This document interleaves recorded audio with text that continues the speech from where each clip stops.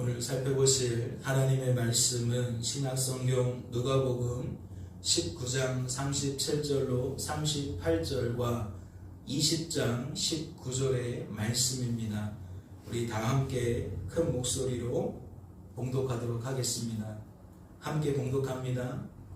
이미 감람산 내리막길에 가까이 오심에 제자의 온 무리가 자기들이 본 바 모든 능한 일로 인하여 기뻐하며 큰 소리로 하나님을 찬양하여 이르되 찬송하리로다. 주의 이름으로 오시는 왕이여 하늘에는 평화여 가장 높은 곳에서는 영광이로다 하니, 서기관들과 대제사장들이 예수의 이 비유는 자기들을 가리켜 말씀하신 줄 알고 즉시 잡고자 하되 백성을 두려워하더라.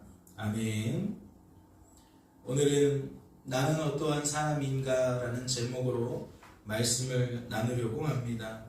같이 한번 읽어볼까요? 기뻐할 수밖에 없는 사람. 오늘 살펴보게 될 첫 번째 주제는 기뻐할 수밖에 없는 사람이라는 겁니다. 말씀을 보실까요? 이미 감람산 내리막길에 가까이 오심에 제자의 온 무리가 자기들이 본 바 모든 능한 일로 인하여 기뻐하며 큰 소리로 하나님을 찬양하여 이르되 찬송하리로다. 주의 이름으로 오시는 왕이여 하늘에는 평화여 가장 높은 곳에는 영광이로다 하니, 말씀을 보니까 예루살렘에 예수님이 입성하실 때에 주변에 몰려들었던 많은 사람들이 뭐하고 있음을 알 수 있습니까? 그들이 어떠한 생각과 감정과 의지에 있는지 알 수 있습니까? 특별히 우리들은 그들의 감정이 기쁨으로 충만했다라는 것을 말씀을 통해 확인할 수가 있습니다. 그 기쁨이 얼마나 충만했는지 상상이 되시지요? 그들은 하나님을 찬양하는데 너무나도 기뻐서 호산나 호산나 그렇게 하나님을 찬양했다라는 겁니다. 여러분은 이러한 저들의 반응이 어떻게 여겨지십니까? 해마다 종료주기를 맞이하기 때문에 지금 이 상황이 어떠한 상황이라는 것은 알고 계시지 않습니까? 여러분, 이렇듯 저들이 마냥 기뻐하며 하나님이신 예수님을 찬양하는 모습을 보시며 어떠한 마음이 품게 되시냐는 거예요. 어떠한 생각이, 어떠한 감정이, 어떠한 의지가 여러분들 속에서 샘솟게 되시냐는 거죠. 상황은 이렇잖아요. 조금 있으면 예수님께서 장로들과 대제사장들과 서기관들에게 버려집니다. 그래서 로마 군병들에게 넘겨지셔요. 그리고 희롱을 당하게 되지요. 능욕을 당하게 됩니다. 그 보잘것없는 죄덩어리인 인생들이 하나님이신 예수님을 향하여 침을 뱉고 채찍질을 가하며 능욕을 한다는 거예요. 말도 안 되는 상황이 펼쳐진다는 거죠. 어디 그뿐입니까? 예수님은 결국 십자가에서 우리의 죄를 위하여 대신 죽게 되십니다. 그것이 예수님이 장차 걸어가게 되실 그 일들이에요. 얼마 남지 않은 상황입니다. 그렇다면 사람들은 그러한 예수님을 맞아들이면서 어떠한 마음으로 맞아들여야 합니까? 마냥 기뻐할 수만 있습니까? 마냥 행복해할 수만 있습니까? 지금 본문에 나와 있는 저들처럼 마냥 기뻐하는 것이 맞냐는 겁니다. 마냥 즐거워하는 것이 옳으냐는 거지요. 그렇지 않겠죠. 기쁜 마음도 있겠지만 슬픈 마음도 있을 겁니다. 아니, 있어야 합니다. 즉, 사람들은 나의 죄 때문에 십자가에 달려 돌아가실 예수님을 생각하며 감사한 마음이 있다 할지라도 또 한편으로는 죄송한 마음, 그래서 웃는 것보다는 우는 것이 더 적절하다라는 이야기입니다. 그런데 사람들은 지금 어떻게 하고 있습니까? 마냥 기뻐하고 있습니다. 마냥 기뻐하고 있어요. 왜 그렇죠? 그들은 예수님이 그 일을 행하실 거라는 상상도 못하고 있거든요. 저마다의 부푼 꿈을 가지고 이제 예수님이 자기의 그러한 소원을 만족해 주실 거라는 기대에 벅차 있기 때문에 마냥 즐거워지는 거예요. 마냥 기뻐하게 되는 겁니다. 그렇다면 이것은 무엇을 방증하는 겁니까? 저들은 예수님의 걸음이 갖고 있는 의미를 여전히 깨닫지 못하고 있었음을 방증하는 겁니다. 우리가 지난 시간에 살펴보았던 것처럼 누가복음 9장에서도 그들은 알지 못했어요. 누가복음 19장에서도 그들은 알지 못했어요. 예수님의 제자들이든 예수님께 병을 고침받은 사람이든 귀신 들렸다가 해방된 사람이든 죽었다가 살아난 사람이든 상관없었습니다. 예수님 주변에 있었던 그들은 모두 이견이 없었다 그랬어요. 공통된 생각을 가지고 있었다 그랬습니다. 그런데 그들은 예수님이 예루살렘에 입성하시는 그 순간까지도 여전히 그 상태였던 겁니다. 그렇다면 묻지 않을 수가 없잖아요. 여러분, 무엇 때문일까요? 어째서 그들은 알만한데 알지 못하는 걸까요? 왜 그들은 깨달을 수가 없었냐는 겁니다.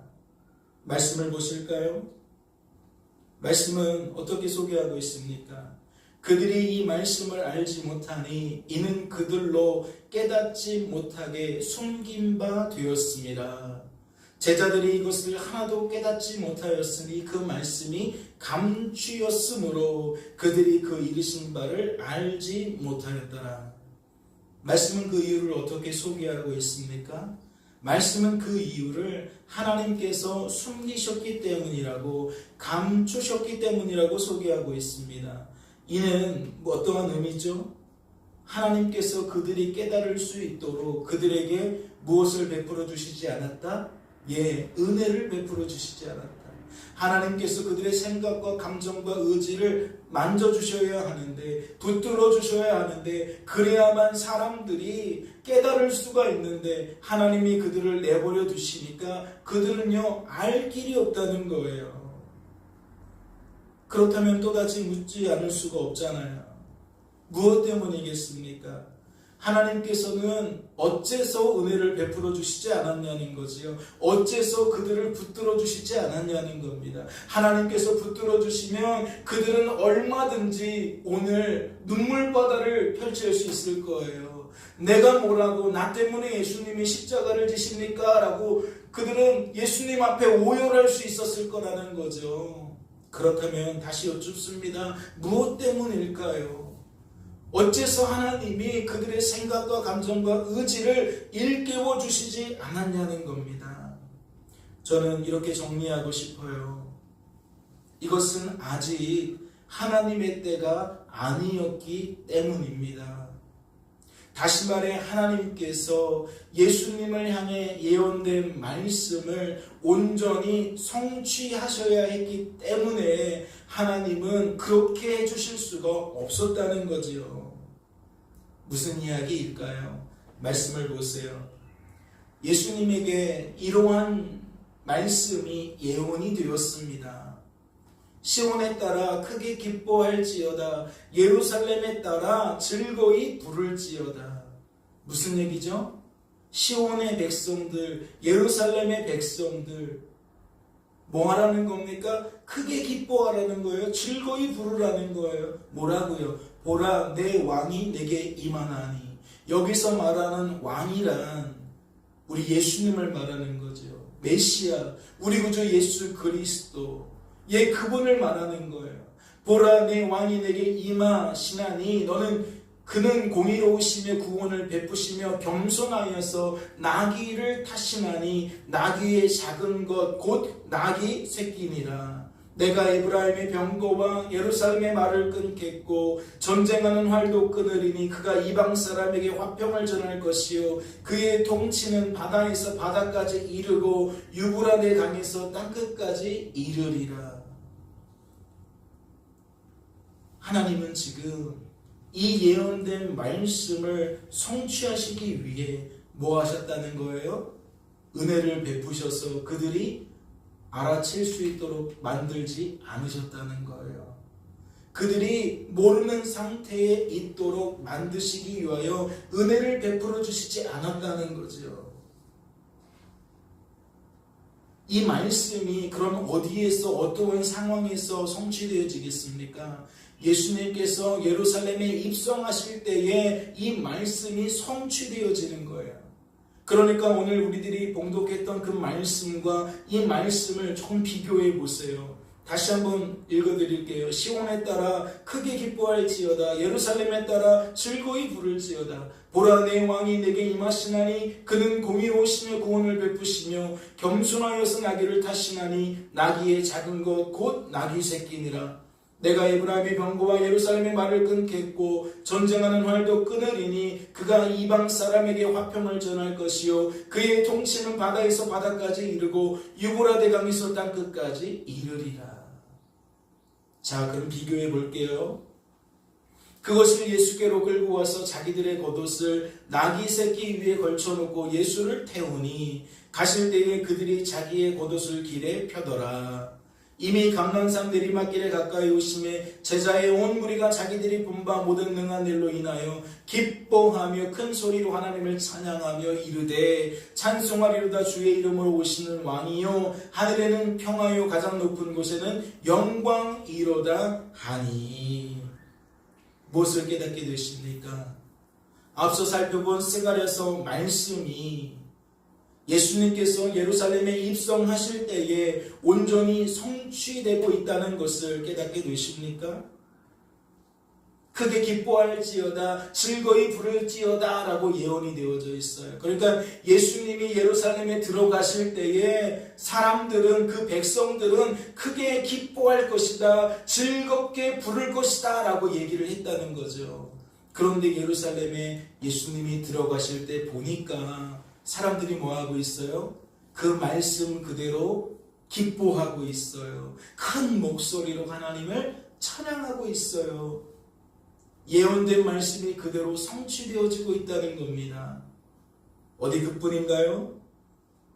이 말씀도 보세요.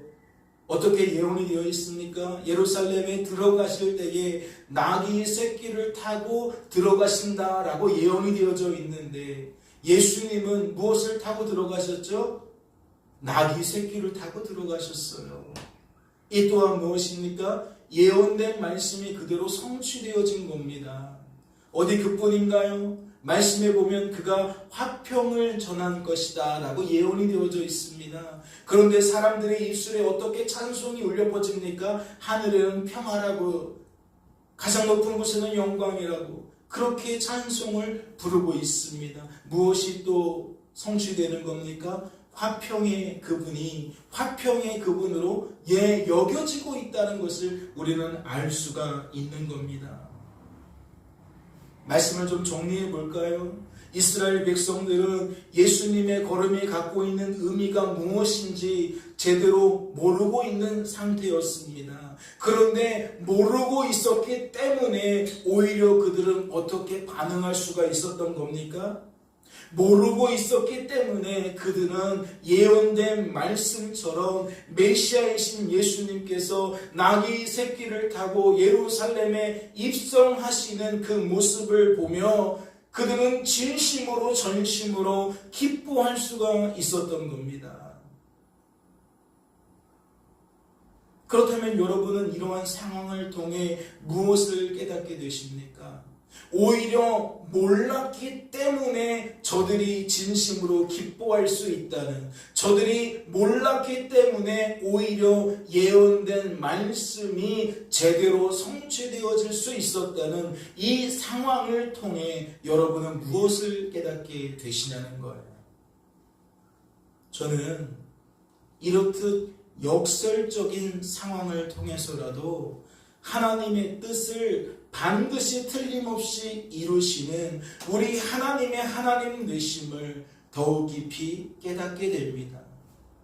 이런 얘기죠. 우리는 마치 우리가 알면 뭔가 제대로 될 것 같고 모르면 제대로 되지 못할 것 같아서 알기 위해 전전긍긍하며 날마다 쫓기듯이 살아가는데 말씀을 보니까 전혀 그렇지 않다는 거예요. 우리가 알면 아는 대로, 모르면 모르는 대로 하나님은 하나님의 뜻을 이루시기 위해 우리들을 사용하신다는 거죠.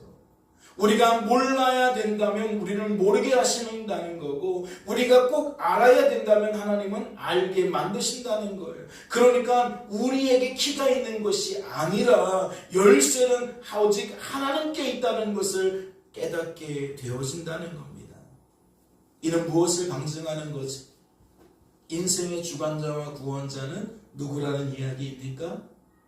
우리들은 자꾸 나라고 여기잖아요. 내가 알아야 된다. 내가 이렇게 해야 된다. 저렇게 해야 된다. 내가 이런 것을 할 수 있어야 된다. 없어야 된다. 모든 것의 키를 나라고 생각하고 거기에 맞춰서 모든 삶을 바라보는데, 오늘 말씀만 보아도 전혀 그렇지 않다는 걸 알 수 있잖아요. 하나님의 뜻은 하나님이 이루십니다. 그런데 그 하나님은 하나님의 뜻을 이루시기 위해 때로는 우리에게 알려주실 수도 있는 거지만 우리에게 감춰주실 수도 있는 겁니다. 하나님만 하나님이세요. 인생의 주관자와 구원자는 하나님이십니다. 저는 오늘 이 말씀을 준비하면서 다시 한번 나에게 맞춰져 있는, 사람에게 맞춰져 있고 환경에게 맞춰져 있는 시선을 우리는 오직 하나님께 돌려야 한다라는 생각을 머금게 됩니다. 누가복음 19장에는 이러한 하나님의 하나님 되심을 알려주는 장면이 이건 외에도 또 있습니다. 말씀을 보실까요? 가까이 오사 성을 보시고 우시며 이르시되 너도 오늘 평화에 관한 일을 알았더라면 좋을 뻔하였거니와 지금 내 눈에 숨겨졌도다. 예수님이 나귀를 타고 예루살렘에 이제 들어오셔요. 점점 가까이 오십니다. 그런데 예수님은 뭐하고 계세요? 예수님을 환영하는 많은 사람들은 지금 마냥 기뻐하고 있는데 정작 예수님은 지금 뭐하고 계십니까? 말씀을 보니까 울고 계세요. 궁금하지 않으십니까? 예수님은 왜 울고 계셨을까요? 사람들은 지금 예수님을 맞이하며 환호하고 있는데 왜 예수님은 그들을 바라보며 울고 계시냐는 거예요. 말씀을 보세요. 날이 이를지라 내 원수들이 토둔을 쌓고 너를 둘러 사면으로 가두고 또 너와 및 가운데 있는 내 자식들을 땅에 메어치며 돌 하나도 돌 위에 남기지 아니하리니. 이 말은 무슨 의미입니까? 지금은 너희들이 나를 환호하고 있지만 예수님 눈에 비친 것은 무엇입니까? 이 사람들이, 이 예루살렘 성읍들이 장차 어떻게 되어진다? 누군가에 의해서 완전히 쑥대밭이 되어진다. 건물에 벽돌이 있다면 그 벽돌이 그 위에 돌이 하나 남아있지 않을 정도로 완전히 건물들은 무너져 버린다는 것이고, 사람들은 비명이 외쳐지겠죠. 내 자식들이 원수에 의해서 땅에 메어치는 모습을 보면 부모들이 절규하지 않을 겁니까? 당연히 절규하겠죠. 그러니까 온 사방팔방 아비규환 같은 모습이 펼쳐진다는 거예요. 예수님은요, 지금 이 상황을 어떻게 말씀하시는 거냐? 당신이 십자가에서 죽으시고 부활하시고 승천하신 후에, 즉 하나님의 구원 계획을 모두 완성하시고 그들 품을 떠나신 후에 장차 그들이 로마 군병들에 의해서 점령당하게 되어지고 그 로마 사람들과 전쟁을 통해서 결국 예루살렘 성이 완전히 망가지는 그 모습, 그래서 사람들이 비참한 상태에 빠지게 되는 그 모습, 예수님은 지금 그걸 보고 계시는 거예요.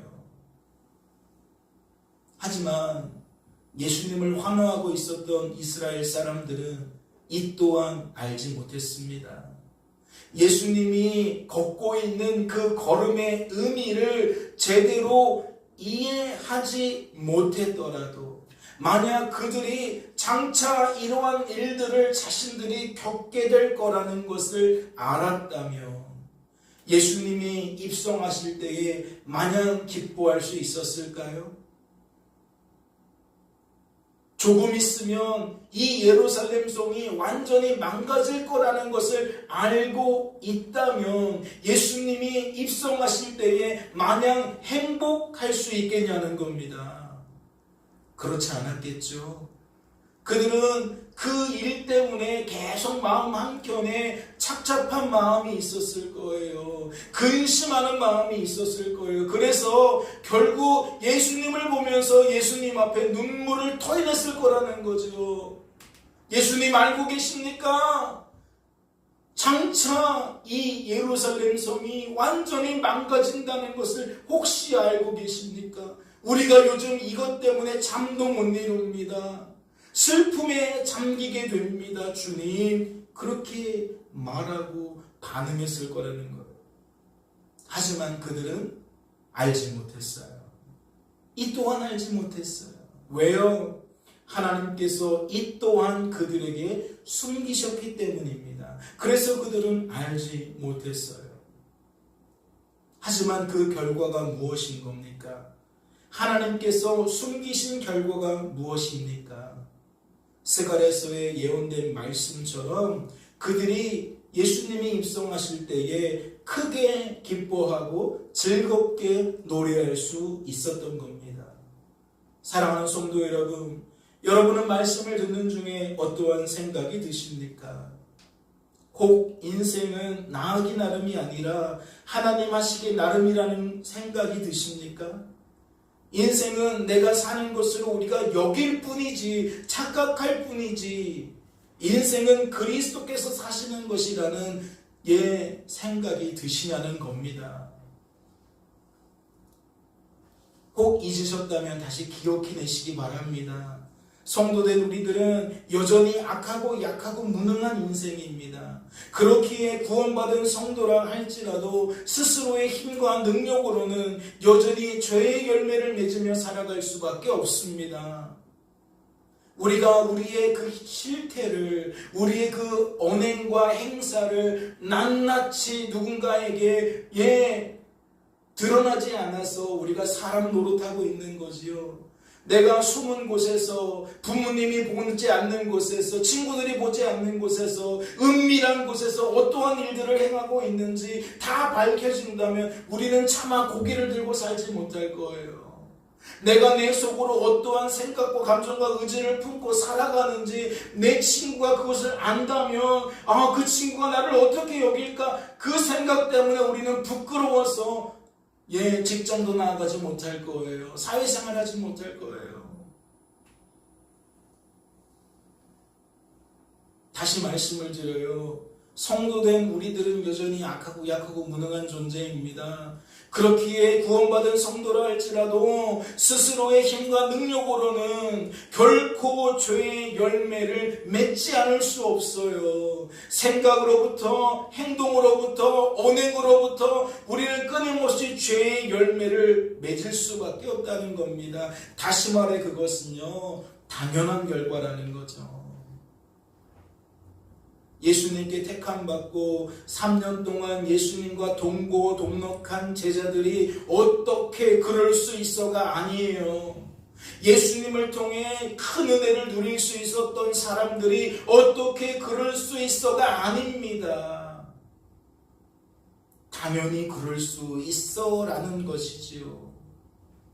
무슨 이야기죠? 사람들은 예수님이 입성하실 때에 전혀 딴 생각을 품고 예수님을 환호할 수밖에 없었거든요.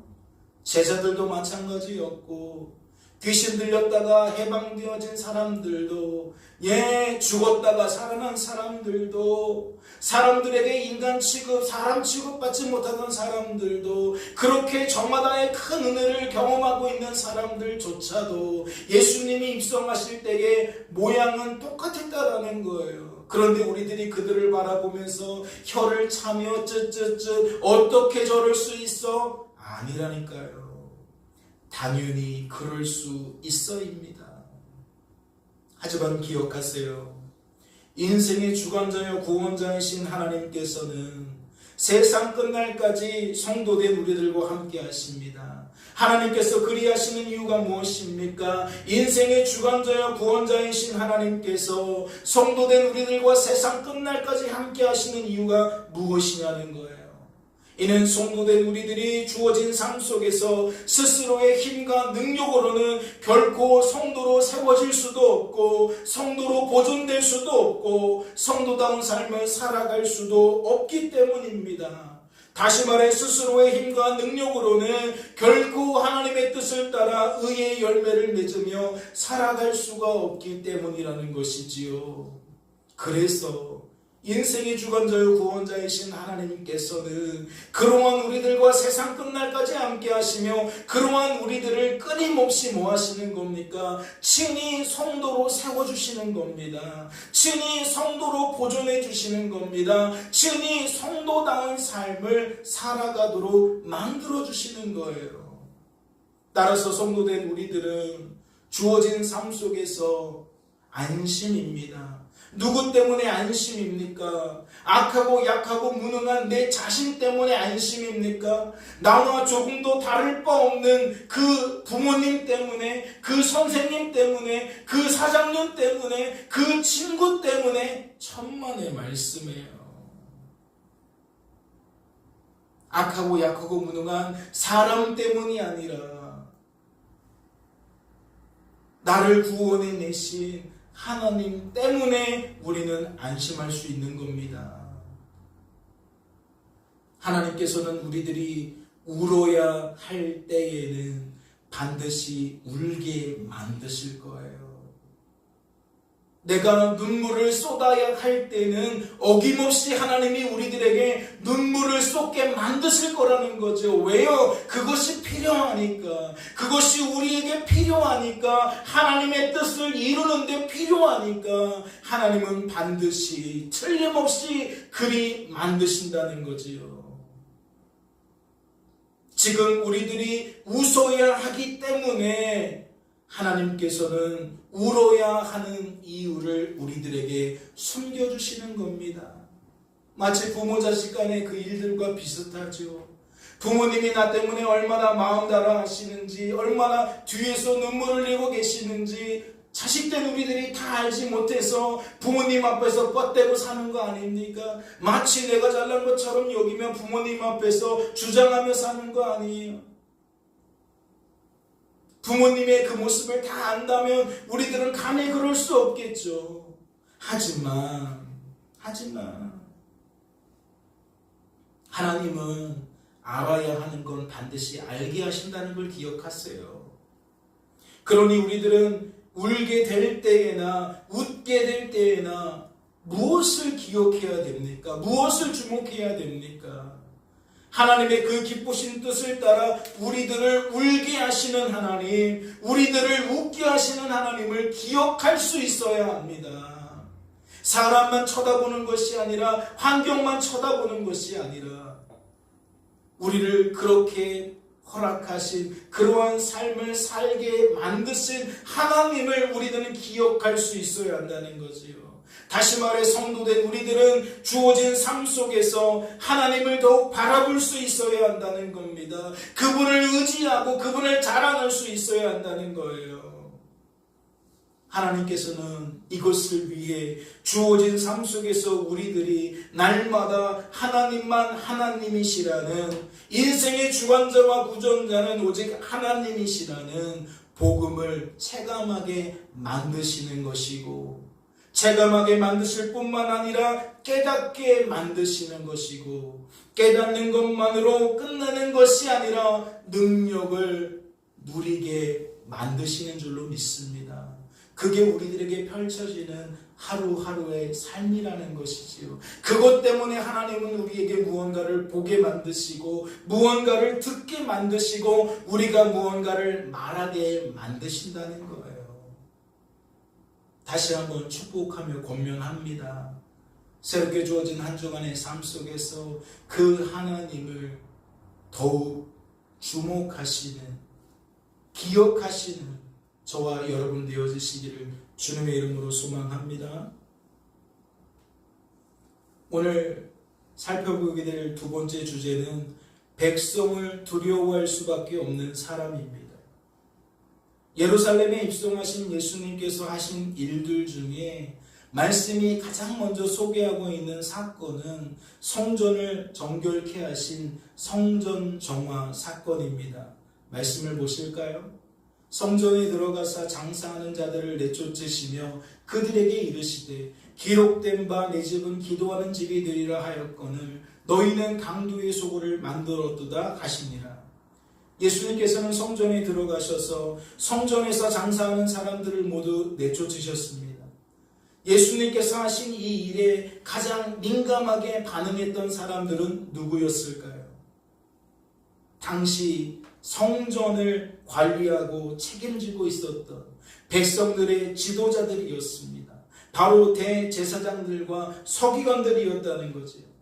그들의 반응은 이렇게 소개되어 있습니다. 예수께서 날마다 성전에서 가르치시니 대제사장들과 서기관들과 백성의 지도자들이 그를 죽이려고 꾀하되 백성이 다 그에게 귀를 기울여 들으므로 어찌할 방도를 찾지 못하였더라. 그들은 행동 하나하나에 말씀 하나하나에 계속해서 그 심사가 뒤틀리기 시작하는 거예요. 불편해지기 시작하는 거예요. 그것이 날마다 쌓이니까 결국 뭐하게 됩니까? 폭발하게 되는 거죠. 그 결론이 뭐예요? 안 되겠다. 예수님을 죽여야겠다. 내버려두면 안 되겠다라는 결론에 다다랐다는 거죠. 그래서 그들은 무엇을 의논합니까? 어떻게 저 사람을 제거할까라는 방도를 찾기 시작합니다. 그런데 그들은 마땅한 방도를 찾지 못해요. 그 이유가 무엇입니까? 백성이 다 그에게 귀를 기울여 들음으로. 말씀은 그들이 하나님 때문이 아니라 백성들 때문에 예수님을 어쩌지 못한 것처럼 소개하고 있어요. 마치 백성들만 오케이 한다면 그들은 언제라도 예수님을 쉽게 처리할 수 있는 상황인 것처럼 소개하고 있다는 거죠. 이러한 뉘앙스는 누가복음 20장 6절 말씀에서도 그대로 발견됩니다. 만일 사람으로부터라 하면 백성이 요한을 선지자로 인정하니 그들이 다 우리를 돌로 칠 것이라. 그들은 무엇을 의식하고 있는 거죠? 누구를 의식하고 있는 겁니까? 잘 보면 그들이 하나님을 의식하고 있는 게 아니에요. 그들은 종교 지도자들이어서 하나님 편에 선 사람들이거든요. 그런데 하나님은 안중에도 없고 그들의 안중에는 누가 있습니까? 오직 백성이 있어요. 사람이 있습니다. 다시 말해 그들은 사람들의 시선을 의식하며 산다는 거예요. 사람들의 반응을 의식하며 산다는 거죠. 이러한 그들의 모습은 오늘 본문에서도 발견됩니다. 서기관들과 대제사장들이 예수의 이 비유는 자기들을 가리켜 말씀하심인 줄 알고 즉시 잡고자 하되 백성을 두려워하더라. 그렇다면 우리들은 이러한 그들의 모습을 어떻게 이해해야 합니까?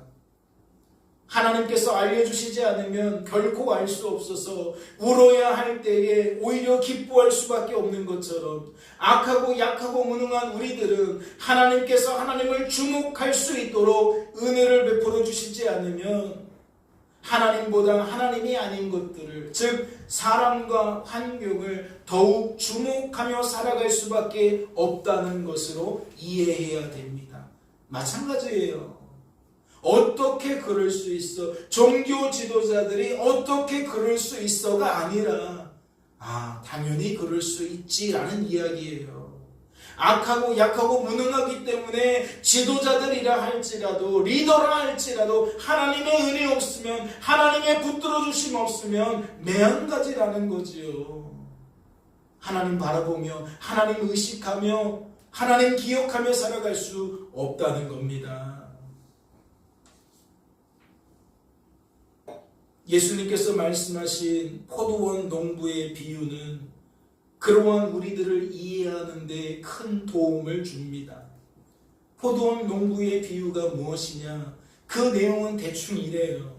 포도원 주인이 타국으로 여행을 떠나면서 농부들에게 세를 받기로 약속하고 포도원을 빌려줍니다. 그러니까 농부들은 당연히 세를 누구에게 바쳐야 돼요? 그 주인에게 바쳐야 돼요. 그런데 포도원의 농부들은 세를 받기 위해 포도원 주인이 보낸 종들을 어찌 대하느냐? 때립니다. 능욕합니다. 내쫓아버려요. 많이 비슷하죠? 어떠한 모습과 비슷합니까? 예수님을 때리고 능욕하고 내쫓는 것, 십자가에 못 박는 것 굉장히 좀 닮아 있어요. 이 이야기를 하면 더 닮아 있다는 걸 알 거예요. 결국 포도원 주인은 종들로는 안 되는구나 라고 생각하고 누구를 보내느냐? 자신의 아들을 보내요. 상속자를 보내요. 그러자 사람들이 세를 받기 위해 찾아온 그 주인의 아들을 죽여버립니다. 그러니 더 닮아 있는 거죠. 하나님의 아들이신 예수 그리스도를 사람들이 십자가에 달려 돌아가게 하셨으니 그 내용이 너무 닮아 있는 겁니다. 그렇다면 궁금하지 않나요? 농부들은 어째서 그렇게까지 행동했을까요? 종들은 그렇다 치고 아들이 왔으면 아들에게는 좀 고개를 낮춰야 되는 거 아니에요? 그렇지 않나요? 그런데 어째서 그렇게까지 행동했을까요? 왜 그 아들까지 잡아서 죽이기까지 했냐는 겁니다. 말씀은 그 이유를 이렇게 소개합니다. 농부들이 그를 보고 서로 의논하여 이르되 이는 상속자니 죽이고 그 유산을 우리의 것으로 만들자. 그 이유를 발견하십니까? 이는 자신들이 무엇이 되고 싶었기 때문입니까? 주인이 되고 싶었기 때문입니다. 그들은 여전히 주인이 아니었어요. 실소유주는 다른 자였습니다. 그런데 이 아들을 죽이면 자신들이 실소유자가 될 거라는 망상에 빠진 거예요. 헛된 소망을 품게 된 겁니다. 그래서 무엇을 저지른 거예요? 살인을 저지른 거예요. 그들이 이러한 마음을 품게 된 이유가 있습니다.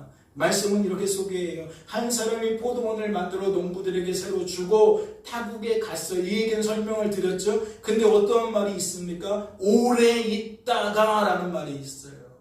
그러니까 빌려주고 이 사람이 종을 1년 뒤에 보내서 그래 어느 정도 됐느냐 된 만큼 세금을 내라 이렇게 하지 않은 거예요. 1년은 너무 박하니까 한 3년 정도 기다렸다가 사람을 보내서 세금을 내라 이렇게 한 게 아니에요. 만약 그랬다면 이 농부들이 아 맞아 이건 우리 땅이 아니지 우리 포도원이 아니야 라고 주인이 따로 있잖아 라고 말하면서 세금을 내는 것을 당연하게 여겼을지도 몰라요. 자연스럽게 여겼을지도 몰라요. 그런데 말씀을 보니까 오래 있었다 그래요. 오래 있었다는 거예요. 이 말은 뭐죠? 농부들은요 오랜 시간 동안 주인에게 세를 내지 않았다는 거예요. 그러면 내가 농부가 되어서 포도원을 경영하는데 주인에게 세금을 내지 않고 긴 시간 동안 계속해서 내가 관리하고 내가 그것에 나오는 매출을 다 가지고 가요. 그것이 10년이 되고 20년이 되고 30년이 되고 시간이 한참 흘렀어요. 그러면 사람들이 무엇을 당연하게 여기게 되겠습니까? 당연히 이것은 내가 한 거고 이 열매는 내가 먹는 게 당연하지. 이 돈은 내가 가지고 가는 게 당연하지 라는 생각을 품게 되는 거예요. 그러니까 주인이 와서 종을 보낼 때에 아까운 거죠. 내가 왜 그래야 돼? 지금 몇십 년 동안 내가 그러지 않았는데 왜 그래야 돼? 라고 반감이 생긴다는 거죠. 이는 무엇과 비교되는 겁니까? 마치 성전을 맡아서 관리하고 있었던 서기관들과 대제사장들이 오랜 시간 동안 백성들에게 떠받들어졌다는 거예요. 아, 저 사람들은 훌륭한 사람이지. 저 사람들은 하나님만큼이나 대단한 사람들이야. 그러니까 그들을 하나님처럼 대했다는 거죠. 그들은 하나님처럼 대접을 받으며 평상시 살았다는 겁니다. 아주 오랜 시간 동안, 즉 농부들처럼. 그런데 어느 날 갑자기 세금을 내야 하는 것처럼 예수님이 등장해서 그러한 자신들과 반박하는 거예요. 그러한 자신들을 무너뜨리는 말들을 토해내는 거예요. 그러니까 농부들처럼 예수님에 대하여 반감이 계속해서 쌓여가는 거죠.